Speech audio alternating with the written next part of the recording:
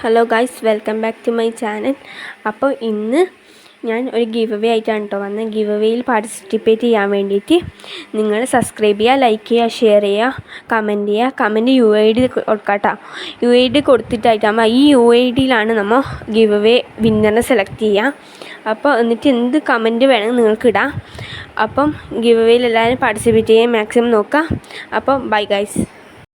100 രൂപയുടെ റെഡീം കോഡാണ് give away വിന്നറായിട്ടുള്ള ആൾക്ക് കൊടുക്കാൻ പോകുന്നത്. അപ്പം എല്ലാവരും മാക്സിമം പാർട്ടിസിപ്പേറ്റ് ചെയ്യാൻ ശ്രമിക്കുക